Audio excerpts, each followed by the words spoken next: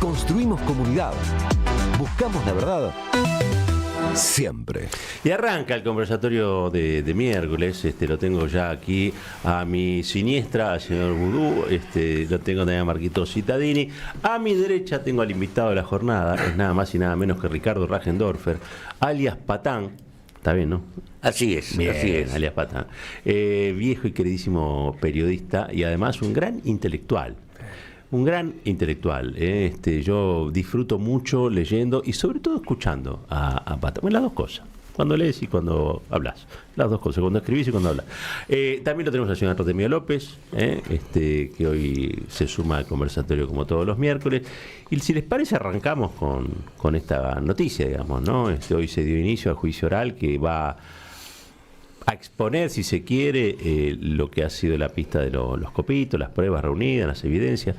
Primero vamos con el invitado, que es Patán, después, si les parece, hacemos el círculo. Patán, ¿cómo estás viendo ese inicio de juicio, la causa del atentado contra Cristina? No se habla tanto, ¿no? Mira, justamente estaba pensando en eso y estaba pensando que el inicio de este juicio nos ha tomado, diríase, por sorpresa.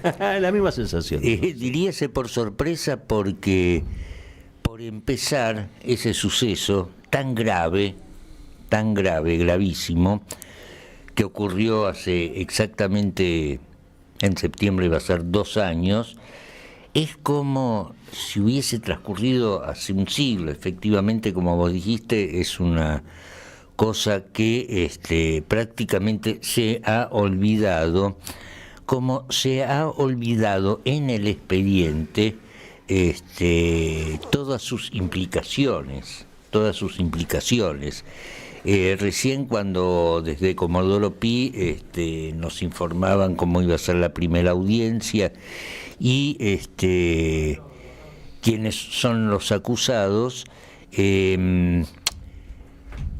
se nombró a la familia Caputo, que en realidad intervenía por izquierda, desde luego, en otra causa que investigaba el juez Martínez de Giorgi, que es la organización Revolución Federal, que era un grupo de provocadores de ultraderecha que hacía cosas tales como durante la pandemia tirar bolsas mortuorias con nombres de personas vivas, entre ellas la de Estela de Carlotto, etcétera, etcétera, etcétera. O sea que se iba de algún modo calentando un clima con el propósito de que hiciera eclosión en un momento determinado, y ese momento determinado fue aquella noche de septiembre en la cual Sabac Montiel le falló el arma para concretar su magnicidio. Uh-huh. En ese sentido, este es un proceso con 300 testigos, pero absolutamente acotado, porque, digamos, la cantidad de testigos es inversamente proporcional con la cantidad de personas que deberían estar en el banquillo de los acusados. Ah, bueno, ¿no? Esa es una definición fuerte. ¿Por qué? ¿Vos crees que no queda en estos copitos, digamos? ¿No es que se cortó ahí? No. La teoría de los 4 loquitos no. La teoría de los 4 loquitos, o la teoría del loquito, digamos, se cayó en 1914 con el atentado a Sarajevo, ¿no? O sea, en ese sentido, obviamente la jueza instructora, la doctora Capuchetti, centró todo esta historia, toda esta novela, toda la profundidad de esta novela en estos 3 personajes que, siguiendo la cuestión numérica, son 3, 4 de copas. Claro, ¿no? Son 3, 4 de copas. Acordémonos de Milman. Sí. Acordémonos de Milman, que era en ese momento el brazo derecho de Patricia Bullrich. El único que tiene, vamos a decirlo. Es el único, exactamente. En ese sentido, no sé si Patricia Bullrich debería estar ahí también, ¿no? O sea, si se hubiera hecho una buena investigación, de algún modo se hubiera llegado a una verdad, valga la contradicción, insospechada. Bueno, fue en la fundación de Patricia Bullrich que le hicieron borrar los celulares a las secretarias de Milman, ¿no? Exactamente.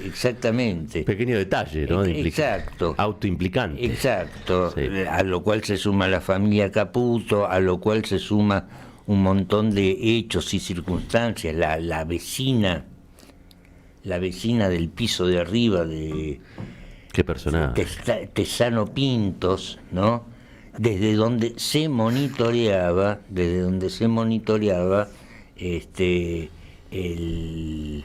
esa esquina, la esquina de Juncal y no me acuerdo la otra calle. Juncal, Uruguay. Claro, recordémosle a los oyentes que en esos días el fiscal Luciani leía su largo alegato condenatorio a Cristina, razón por la cual se reunía en esa esquina partidarios de Cristina y también acudían grupos de provocadores que cometían, yo diría, desmanes de baja intensidad en esa esquina hasta que sucede eso. Es el departamento también que agujereó Bonadío, me acuerdo. Exactamente, ¿no? exactamente. Los grados de vulneración fueron increyendo, digamos, de lo institucional a el atentado directo. Hay una teoría que tiene una hipótesis de trabajo, yo creo, muy interesante, tiene Artemio, que marca que el presidente Milei es posible, entre otras cosas, por lo que desplegó en escena precisamente el intento de magnicidio y otras tantas cosas. Pero vos lo explicás mejor, Artemio, así que yo te escucho. No, escuchaba lo que dice Ricardo, estoy absolutamente de acuerdo, es una descripción exacta y al mismo tiempo me permite fundamentar aún más esta hipótesis de que el ok al la administración estatal de la cultura de odio y la construcción del candidato Milei, ya no como panelista disruptivo, sino como este presidente que está hoy gestionando el gobierno, después todos saben qué es lo que está haciendo, tiene en el episodio del intento de femimagnicidio su hecho bautismal. Ahí cambia la opinión Milei de Caputo, que de ser el representante del acabose del macrismo pasa a ser el superministro que hoy tenemos. Cambia la opinión sobre Patricia Bullrich, que de ser la ponebomba, ¿dónde era? Patán, en los jardines de infantes. En los jardines de infantes. Pasa a ser la superministro que efectivamente hoy garantiza la seguridad, y en realidad creer que estos cuatro acusados son los responsables de el intento de femimagnicidio es bastante por ahí. Lo que decía, esa teoría murió. Mira, Gunder Frank tiene una caracterización del lumpen, la extiende, eso es de Marx cuando hablaba del lumpen proletariado, y siempre dice que el lumpen funciona. Lo mató a Gaitán, en Colombia, un albañil, ahí estaba la oligarquía y la CIA atrás del asesinato. Cristina en 2014, frente a una circunstancia también muy controvertida, había recibido amenazas y se le había sugerido que era el ISIS en ese momento, y ella dijo claramente, miren, si me pasa algo, y lo digo muy en serio, si me pasa algo, miren al norte. Claro. No miren a Oriente. A Oriente. Sí. Siempre hay una autoría intelectual, siempre hay un financiamiento explícito. El caso de la familia Caputo, si no fuera por la jueza Capuchetti, sería difícil de no tenerlos sentados. Y lo de Patricia Bullrich, me lo recuerdo porque lo señaló muy certeramente Ricardo. Claro. Es insostenible esa teoría de que no tuvieron nada que ver. Medio gobierno está comprometido con el intento. ¿Cómo no vamos a decir que ahí se constituyó el hecho fundacional del gobierno de la Libertad Avanza y de este presidente que tenemos hoy? Y por supuesto, como todos los hechos graves que atentan contra los representantes de los sectores populares, los sectores dominantes lo ocultan, lo silencian y lo hacen desaparecer de la historia. Por lo menos eso intentan. Hay algo que decir del norte. Hay un abogado ahí que uno lo menciona, está mencionado en la mayoría de las crónicas como un abogado más, pero es Gastón Marano. Sí. Ese tipo está vinculado a la embajada, de modo directo. O sea, la embajada tiene el poder suficiente para decirle, mire, como usted lo van a vincular con nosotros, yo le pediría que no tome ese caso. Estamos en condiciones de pagarle y que pagarle para que no pierda la guita.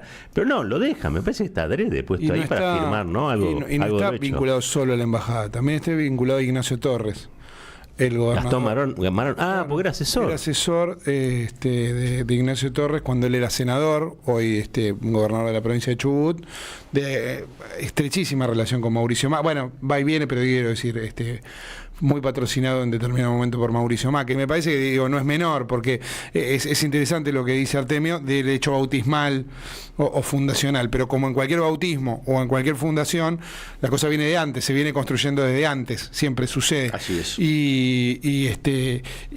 Y por supuesto después se continúa. Entonces, cuando vemos que todavía quedan presos en cárceles de máxima seguridad por haber protestado hace unos días, para mí hay toda una línea en la persecución a Cristina, porque recordemos que todo esto derivó de la causa judicial en la que se la termina condenando a Cristina. Entonces, a unos y a otros, a los que pueden protestar hoy por las medidas de Milei o a quien representa a los intereses de las mayorías, se los persigue judicialmente por una cosa o por la otra. Todo está en línea, ¿no? Me parece. Además, patrocina a Carrizo, Marano. Que sería el jefe de la bandita, de la célula. Sí, es un muchacho que siempre usó abogados muy caros.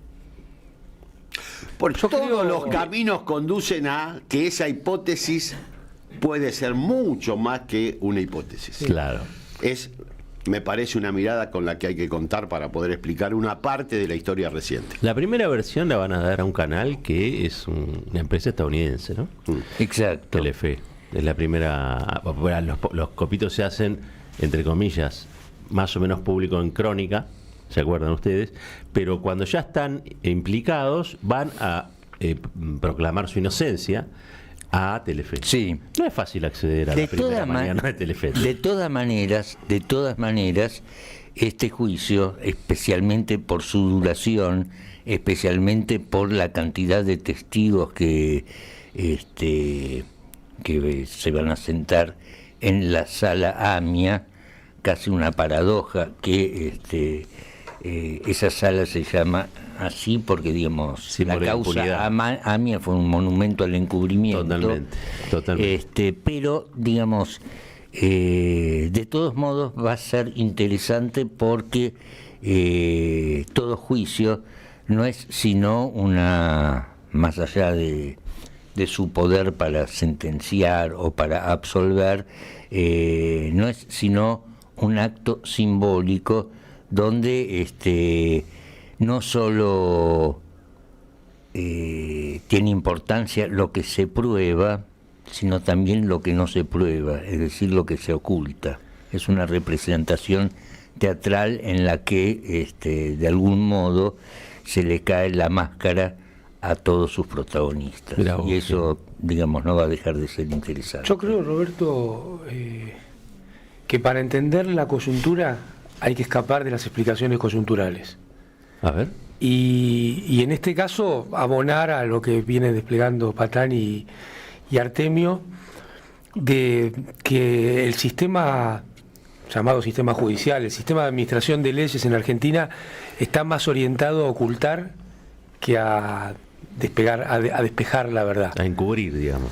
Y este es un caso paradigmático en ese sentido, ¿no? Porque vamos a tener un juicio larguísimo con centenares de testigos, con mucha parafernalia, para mostrar lo obvio, que es que un tipo le gatilló 2 veces el revólver a Cristina en la cabeza, y para ocultar lo que no es obvio, que es cómo se llega a esa situación, diluir lo importante en lo obvio y en lo aparentemente evidente. Y claro, va a haber un sentenciado seguramente que lo vimos por televisión gatillando un revólver. Ahora, ¿qué hay atrás de todo eso? Y sobre todo, ¿qué implicancias institucionales y estructurales hay detrás de eso? Por eso digo, para entender la coyuntura, veamos lo institucional, veamos lo estructural y no nos perdamos en lo coyuntural.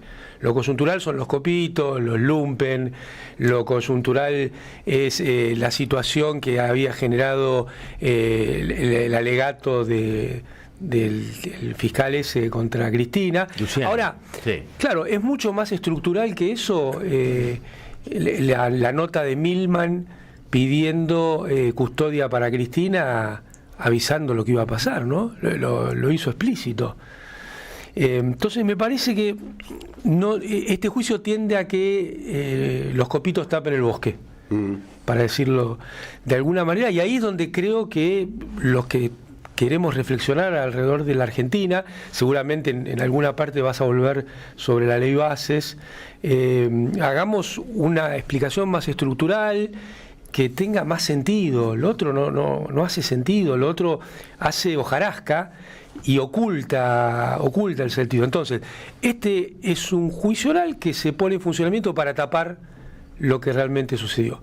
Como tantas veces sucede en Comodoro Pi, se junta en una causa lo que no hay que juntar y se separa minuciosamente lo que no hay que separar. Tengo una pregunta en relación a eso para todos, se lo abro porque digo, ¿no será que el voto de ley bases no es consecuencia de un disciplinamiento que tiene en este episodio un capítulo clave? Bueno, por supuesto que sí. La presidencia de Milei, no solo la ley bases. Pero, La Amado, presidencia de Milei es lo que dice Artemio, pero digo, vamos a los hechos prácticos de estos días, digamos, ¿no? Ahí sí me meto en la coyuntura, pero esencialmente para votar ese adefesio, pues es un adefesio jurídico, tiene que haber o gente comprada como una embajada, no sé dónde, creo que en París, sí, parece. o gente con miedo.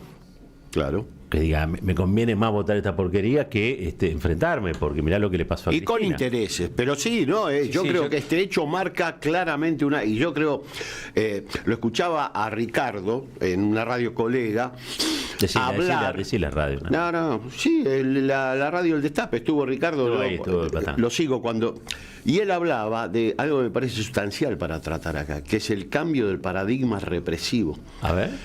Que efectivamente lo que se mostró, se teatralizó en la represión que hubo en la última movilización en el Congreso, en realidad lo que está mostrando es que este gobierno tiene un cambio fundamental en la manera de tratar el conflicto social, vinculado al proyecto que efectivamente produce, pero al mismo tiempo también de la cultura de odio, cuya gestión estatal la posibilitó el atentado impune, el femimagnicidio impune a Cristina Fernández. Entre las causas estructurales sabemos, desindustrialización, lo sacamos en el libro, tenemos que agregar, y eso fue una omisión que hay que reparar, que este es el hecho que sobredetermina a todos los demás, porque es un hecho, como decía Patán, como señala Amado, de una gravedad institucional inusitada. Sí. Patea por los aires el pacto democrático del 83 de manera explícita por el volumen y la tesis del anarquismo. Exactamente. Es una estructura de orden. Porque yo diría, ya superorden. Iría un grado más, no es que administra el odio, que fue la etapa de la pandemia o previa a la pandemia, administra la muerte. Sí. Cuando el presidente dice en sus alocuciones, todavía no estamos viendo los muertos en la calle, sí. Acá no hay hambre porque si no se verían. Está hablando de que está administrando un sistema desde la muerte a la vida, no de la vida a la muerte, su forma de razonarlo, su estructura de razonamiento, ¿no? Y en el fondo vos hablabas de si esta dirigencia tiene miedo o está comprada, parte de esta dirigencia. No es lo del bloque de Unión por la Patria, al menos de la gran mayoría de Unión por la Patria. Yo quiero retornar a una tesis que llevamos 2 años desarrollando, que es la intención de partir a la Argentina en 3.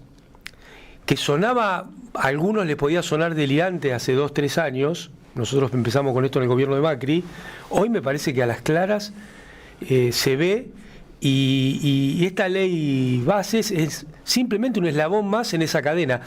Pero ya cuando originamos la tesis, que era partir a la Argentina del litio, la Argentina de la soja y la Argentina de los hidrocarburos, cuando originamos esa tesis, le poníamos como una componente fundamental la figura de Patricia Bullrich, en tanto el intento de meter al ejército en la cuestión interna de Argentina. ¿Por qué? Porque generan teorías más o menos, en algún caso con más asidero, en otro ridícula. El caso del asidero es el narcotráfico en la zona de Rosario. El caso ridículo es los mapuches en la zona cordillerana.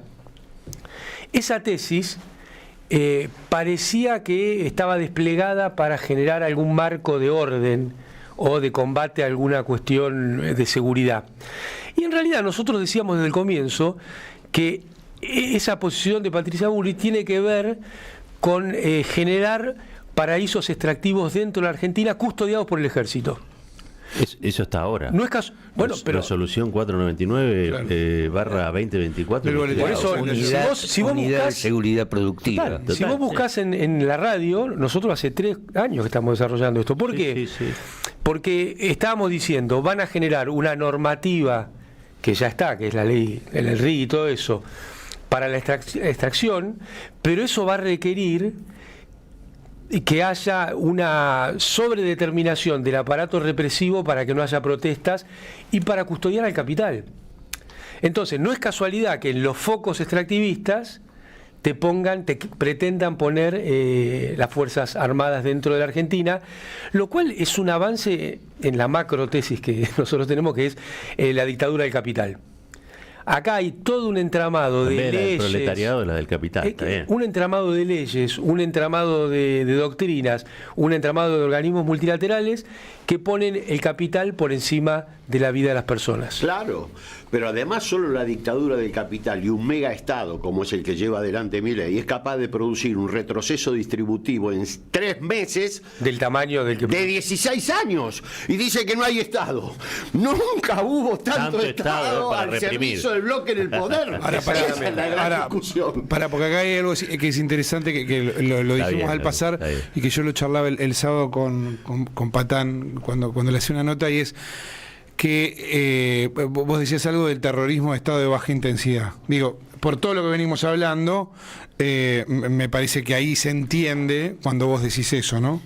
Sí, o sea, de algún modo, la diferencia del terrorismo de Estado que se implementó en la década del 70 y lo que yo llamo terrorismo de Estado de baja intensidad es una especie de disciplinamiento en una coyuntura donde objetivamente no hay grupos de acción como hubo en la década del 70 sobre los cuales se pueda aplicar un argumento de seguridad nacional, ¿no? O sea, en la década del 70, como sabemos, había grupos que planteaban la lucha armada, etcétera, etcétera, etcétera, y frente a esa circunstancia se aplicó la doctrina de la seguridad nacional. Actualmente, de algún modo, la política de seguridad que tiene el Estado argentino sobre sus habitantes, en un primer momento se incentivó, se desarrolló a partir de lo que podríamos llamar el reemplazo de la doctrina de la seguridad nacional por la doctrina de la seguridad urbana, el tema de la inseguridad existente pero inflado siempre fue un argumento como para llevar adelante una política punitiva con respecto a la sociedad civil. El segundo paso de esta política punitiva con respecto a la sociedad civil es una gradualización de la represión política. Hasta ahora, a diferencia de el gobierno de Macri, vamos a tomar como ejemplo el gobierno de Macri, yo escribí hace poco que las movilizaciones populares no eran su mayor problema, sino su apego se inclinaba más hacia la Laufer, ante lo cual le prestaba una atención muy particular a los servicios de inteligencia y al espionaje sobre sus adversarios políticos y también sobre algunos de sus colaboradores, ¿no? Pero el gobierno de Milei sí retoma de algún modo las formas de control policial clásicas sobre la población y sobre la oposición política, de una manera gradualista, ya que primero llena desde diciembre de vallas, por ejemplo, el Congreso, construyendo un paisaje similar a la de París ocupada por los nazis, y la participación de hordas de mastines humanos llenos de escudos, cascos y esas cosas, sí, para aquietar, para inmovilizar físicamente a los manifestantes o impidiéndole de llegar a un determinado lugar.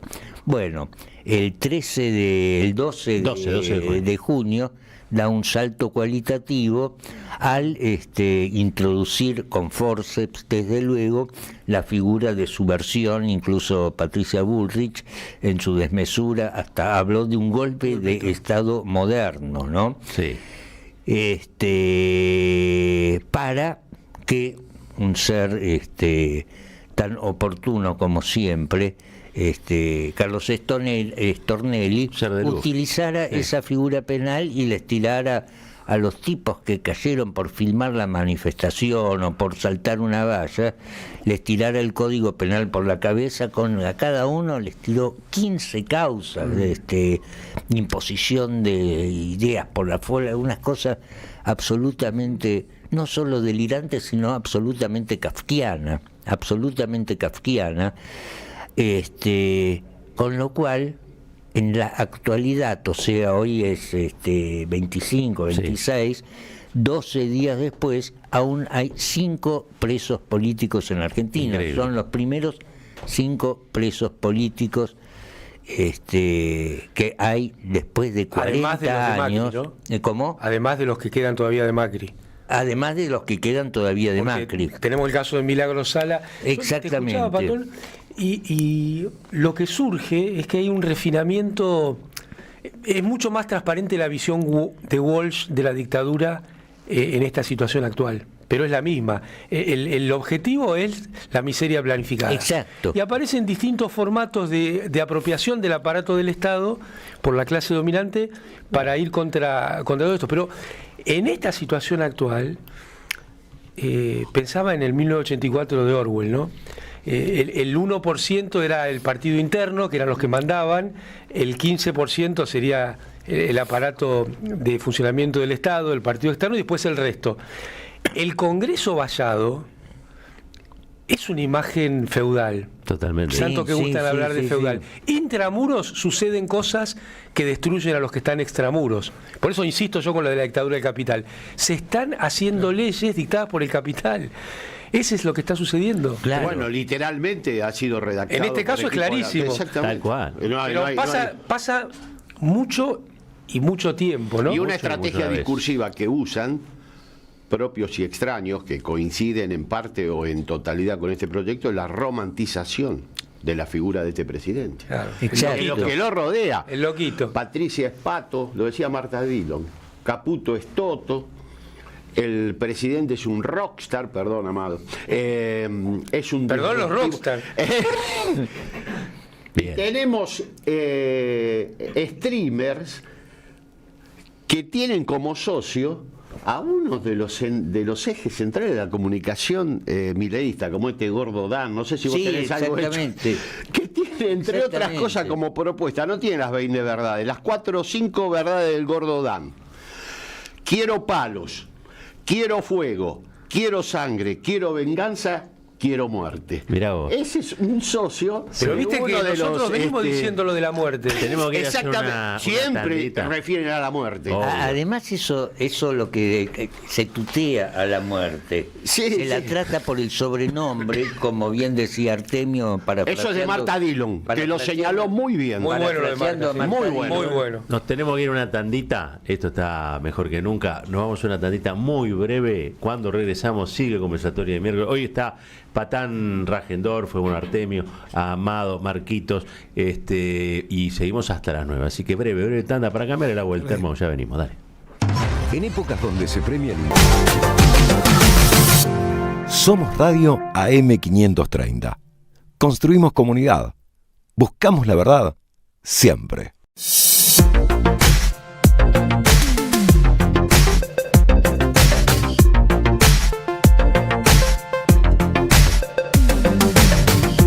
Seguí a la Radio de las Madres por YouTube.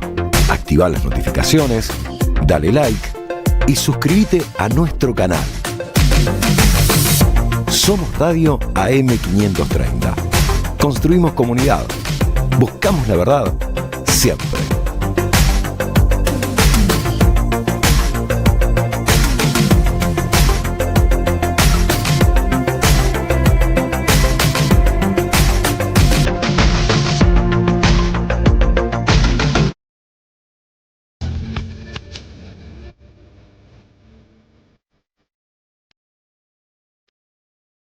Ah, 42 minutitos pasaron de las 9 de la mañana. Antes que sigamos charlando, le quiero decir a Mario de Matadero: Mario, te ganaste el libro Doctrina Peronista que nos mandó la gente de Punto de Encuentro de su colección Cabecita Negra. Felicitaciones.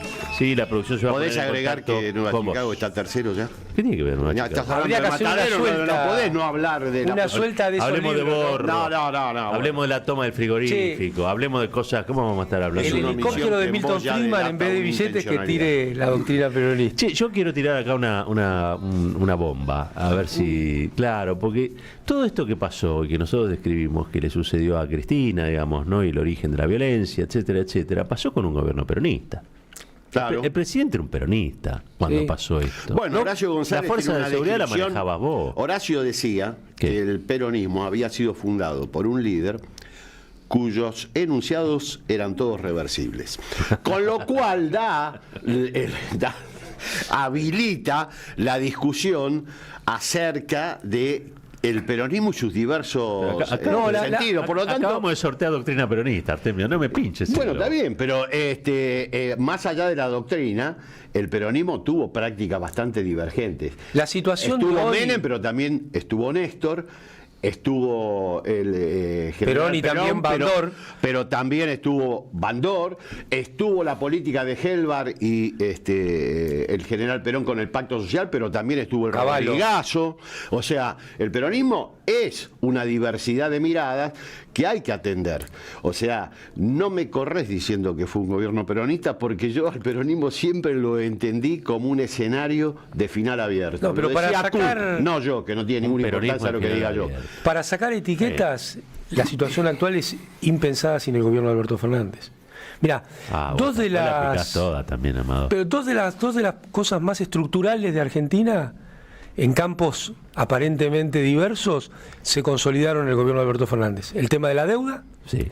que lejos de discutirla la hizo pasar por el Congreso. Ahí la figura de Guzmán realmente va a quedar en los libros de historia como uno de los grandes problemas de la Argentina. Finalmente fue un proceso de legalización. Legalizó la deuda. Claro. No solo no la discutió, sino que la legalizó. Bien. Y el segundo es la consolidación del lawfare, cosa de la cual no se habla más.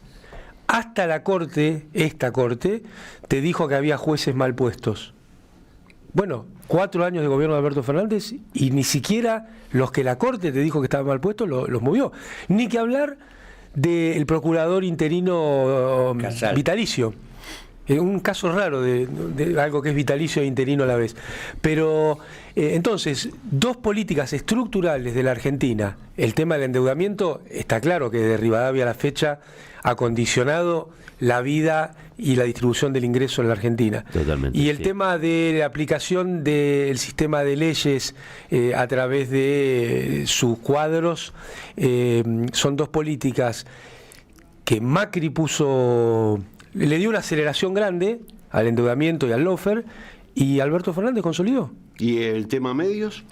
¿Y el tema distributivo? ¿El mismo patrón que Macri? Sí. El mismo. Exactamente. Medios se podrían desprender de los otros dos, ¿no? A mí me parece que estructuralmente el tema de la deuda determina en gran parte la distribución del ingreso en la Pero entonces Argentina. hubieras hecho lo que planteó Máximo. ¿Sí? Rechazá ese acuerdo. Claro. Si es que es así, tenés que plantear Nosotros una desde el objeción. primer día dijimos, y además lo que hizo Máximo Kirchner, creo que eso sí va a quedar para bien en la historia. No suficientemente explicado en su momento y sobre que hay que revisitar una y otra vez, Sí. porque el otro día vi que le decían que había sido un acto romántico. Ah, sí. Bueno, Néstor vino a proponer un sueño. Hizo el mejor gobierno desde la recuperación democrática para no remontarme más atrás. Creo que después del peronismo bautismal, lo de Néstor y Cristina fue lo más importante que sucedió en términos de políticas nacionales y populares. Romántico es Y vino tratar a con proponer un frivolidad en el mal sentido, porque yo amo lo romántico, pero ¿Usted es romántico, mamá? sí. Me parece. Pero soy romántico de Serrat, no de Julio Iglesias. Qué malo, Diego. Patán, cuénteme, ¿por qué era un gobierno peronista? Digo, ¿qué hizo la CIDE? ¿Qué hicieron las policías? ¿Para qué sirve que gobierne el peronismo cuando pasan cosas así? Mirá, lo que pasa que la CIDE y las fuerzas policiales son algo así como gobiernos o como estados dentro del Estado. O sea, las fuerzas policiales, yo lo he explicado muchas veces, debido a la recaudación sobre las cajas delictivas, son fuerzas que se autofinancian y como tales son fuerzas que se autogobiernan. Claro, ¿no? claro. Por un lado. Por otro lado, los servicios de inteligencia, en Argentina al menos, de algún modo también son estados dentro del Estado, ya que si bien dependen generalmente de presidencia, son organizaciones que espían y controlan al presidente. Saben de ¿no? cosas. Saben de cosas. Claro. Saben de cosas y además, de algún modo, pese a que hacen trabajos de inteligencia, no son precisamente fuerzas inteligentes, ¿no? Son algo así como la inteligencia artificial, ¿no? Una especie de inteligencia insensible.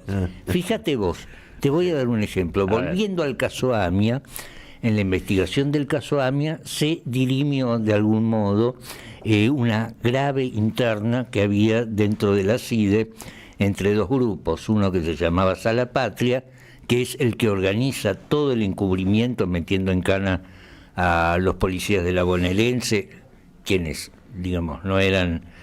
Terroristas no eran, tenían un montón de otro ruido. Pero exactamente, pero ese no.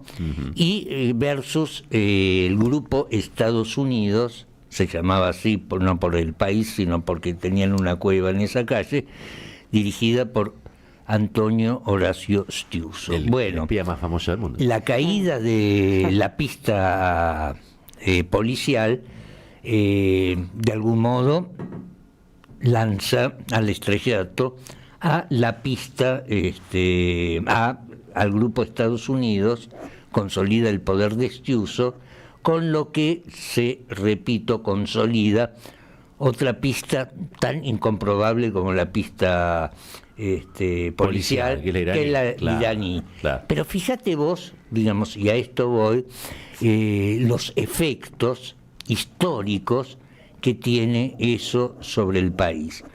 La imposición de la pista iraní, y digamos, es un simple ejemplo que lo podemos trasladar a todo acto o a toda circunstancia en la cual intervienen los servicios de inteligencia.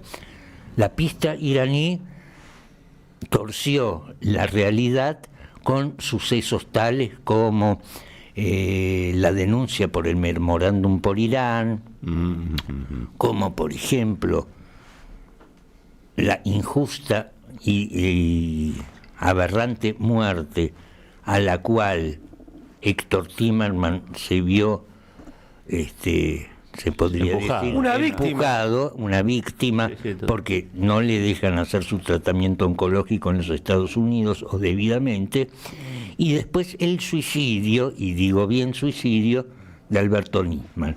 Fíjate vos la consecuencia que tiene La elección de esa pista. la elección de esa pista y el efecto de las operaciones de inteligencia. Porque, repito, la función de los organismos de inteligencia no es hacer inteligencia, no es descorrer determinados velos en beneficio de la seguridad del país, sino provocar determinadas situaciones y después esconder la mano.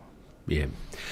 Casi yo diría que desclasificar, dudo que lo haya, digo, pero desclasificar documentos de la AFI o de la CIDE en función del magnicidio de Cristina no debe haber prácticamente nada, o deben ser recortes de diarios, qué sé yo, capturas de Exactamente. pantalla deben ser, ¿no? O sea, Porque- ¿quién se va a animar en la CIDE sí. a averiguar esas cosas? Qué pena que no tenemos, eso sí, la posibilidad de cada tanto desclasificar ciertos materiales que echen luz a cuestiones tan complejas, ¿no? No tenemos esa tradición, desgraciadamente. Quizá por eso es fundamental el trabajo de los periodistas en este país, que a veces consiguen estas cuestiones, ¿no? Digo, tienen Sí, acceso. además se dan situaciones que son muy graciosas, porque voy a contar una anécdota. Cuando cae el tema del encubrimiento en la AMIA, ese hecho se lleva puesto, como dije antes, a los integrantes a la Patria. Sí. Eran dos los capos de Finan, la Patria, Finan, que Patricio ahora Finan. está preso por delito de lesa humanidad, Y Brusón. y Brusón. Entonces, urden una estrategia para evitar su debacle, que urden un falso atentado a Bill Clinton. ¿Qué quiere decir eso? Clinton ya había dejado de ser presidente y hacía una gira norteamericana, una gira latinoamericana dando conferencias. Entonces estos muchachos van a la triple frontera y ahí se conectan con un buchón paraguayo que laburaba habitualmente con ellos y le dan unos mangos para que vaya a la embajada de los Estados Unidos en Asunción para decir que iba a haber un atentado contra Bill Clinton. Mientras tanto, ellos, desde la cueva de ellos en el edificio Barolo, todo el barrio sabía que ahí tenían la cueva, lanzan la misma información para que, digamos, ambas informaciones converjan, pensando ellos que esa coincidencia les iba a granjear medallas y aplausos por parte de la Mossad y de la CIA. Sí. Pero aquí que los norteamericanos aprietan al puchón paraguayo y no tarda en decir, no, en realidad me pagaron No, son una por vergüenza. Brusón, Son ¿no? una vergüenza. Ahí los echan a la mierda, Sí. ahí los echan a la mierda. Pero, digamos, lo más atroz que tienen los servicios de inteligencia en Argentina es su estructura de chiste. Estructura de chiste, está muy bien. Bueno, hay algo ahí, evidentemente, que se empieza a mover con este juicio. Probablemente sea, esta vez sí, una revisita general. Habrá que ver en cuánto nosotros podemos incidir para que el enfoque sea el que corresponde a romper la impunidad, ¿no? Porque yo veo que hay mucha dirigencia política distraída en otros asuntos, quizá, y no en estas cuestiones que son esenciales, digamos. ¿Qué tipo de candidatura puede tener el kirchnerismo a futuro, digamos, si Cristina sigue impedida de ejercer sus derechos producto de la proscripción y también producto de la impunidad? ¿No? Digo, porque este es el escenario político Claro. que vemos. Cuando vos mirás la realidad a los ojos, lo que te dice es, esta señora no. Y parece que hay algunos que avalan esas cosas, ¿no? Así es. Y es increíble. Avalan, Llegamos a ese punto. acompañan e inclusive generan el ámbito para. Y en ese sentido va a parecer extraño, pero el gobierno anterior también tiene mucho que ver.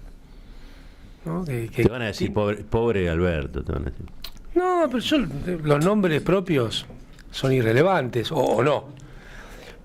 Pero la verdad que Cristina no haya sido la candidata en la anterior y hayamos llegado a esa fórmula donde se invertía la relación de la representación con la relación de la institucionalidad, es un Frankenstein democrático. Además viene a mi memoria aquella famosa frase de Marx que decía que la historia se repite pero en forma de farsa, y de algún modo la proscripción nominal de Cristina, la proscripción judicial, una proscripción que no es proscripción pero que a la vez la es una versión desmejorada y en forma de farsa de la proscripción del 55. Claro, siendo Alberto, a los efectos de esa proscripción, a los efectos de la proscripción a Cristina, lo que fue Frondizi de alguna manera a los efectos de la proscripción de Perón. Claro. El permitido. El permitido, exactamente. Así terminó. El permitido que traiciona. El permitido que sí. Por eso ese acuerdo así terminó. Claro. ¿Y Si Cristina fuera todo lo que los medios y los consultores del mainstream dicen que es, no estaría proscripta. Es evidente que hay un operativo narrativo y político destinado a hacernos creer que la encarnación del proyecto popular democrático que hoy ejerce Cristina Kirchner ha concluido. Sí.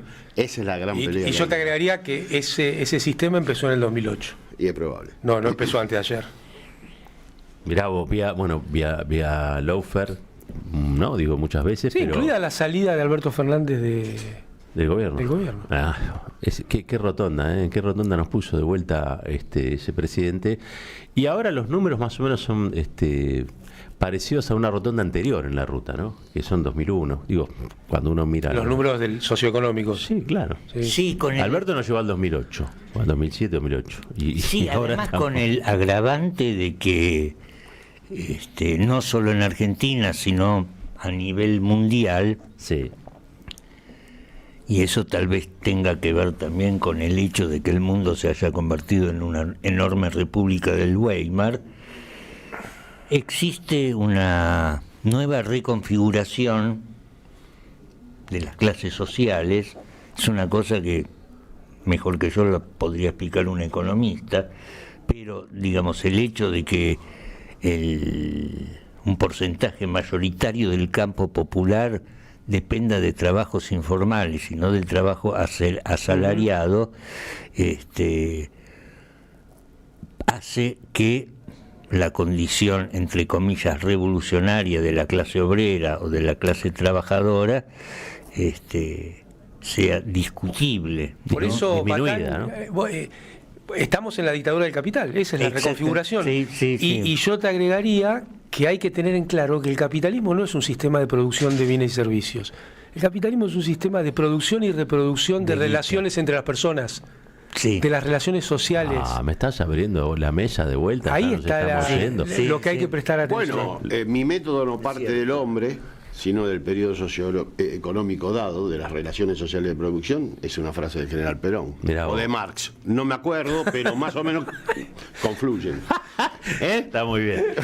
Nosotros nos vamos yendo, ya lo vi al flaco Daniel Tonietti, veo a la gente de siempre es hoy. Le queremos agradecer al Patán Rajendorfer que haya venido aquí a compartir placer con nosotros. Es un placer. Nos ha dado un enorme gusto tenerte aquí con nosotros. Nos vamos despidiendo, gracias Amado, gracias Artemio. Gracias a usted. Hoy es el día del hincha de Chicago. ¿De Tengo quién? que pasar una segunda. ¿Chicago? Hoy es el día del hincha. No sabía yo, no Bueno, sabía. le mando un saludo Le mandamos un saludo. A Pepe el día Rojo de le mando la un saludo. fidelidad. Gracias a la radio de las madres. Gracias a la radio de las madres. La que nunca corre. Qué Ni grande. corrió. Le cantó el arroz con leche a la dictadura militar. Eso es verdad. Y la discuten. Eso es verdad. Y eso recordar a las y los 30.000.